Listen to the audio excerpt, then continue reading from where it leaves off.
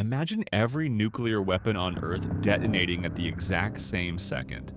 Not a war, not a mistake, not a single nation acting alone. Just one instant where every bomb, missile, and warhead explodes together. No sirens, no countdown, no second chances.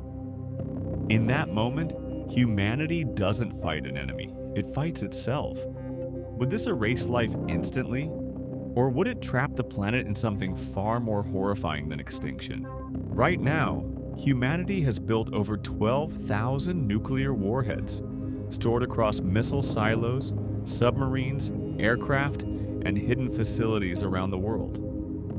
Many of them are dozens or even hundreds of times more powerful than the bomb dropped on Hiroshima. If combined, their total energy reaches tens of thousands of megatons of TNT.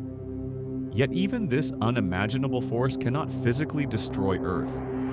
Instead, it creates a global system failure, unlike anything in natural history. In the first second, the planet erupts in light. Fireballs bloom across continents, oceans, and underground facilities, briefly turning night into day everywhere at once. Shockwaves spread outward, overlapping, reinforcing each other, and flattening everything exposed on the surface. Anyone within hundreds of kilometers has no time to react. From orbit, Earth appears as a shimmering, burning sphere, a planet experiencing simultaneous artificial suns. As minutes turn into hours, destruction doesn't slow. It multiplies. Fires merge into massive firestorms that generate their own winds, pulling oxygen inward and suffocating anything nearby.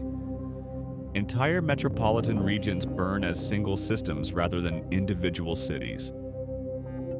Electromagnetic pulses race across the globe, disabling satellites, power grids, aircraft, and digital networks.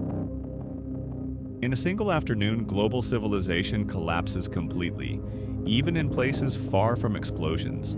Within days, radioactive fallout spreads across continents, carried by jet streams and weather systems. Ash darkens the sky and settles into rivers, lakes, and farmland. Hospitals are overwhelmed or destroyed, supply chains vanish, and food distribution ends entirely. Even survivors without radiation exposure face dehydration, hunger, and untreated injuries.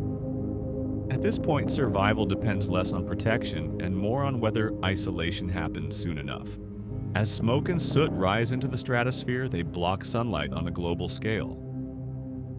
Temperatures drop sharply, even in tropical regions. Growing seasons disappear, crops fail, and ecosystems begin to collapse. Photosynthesis slows to a crawl.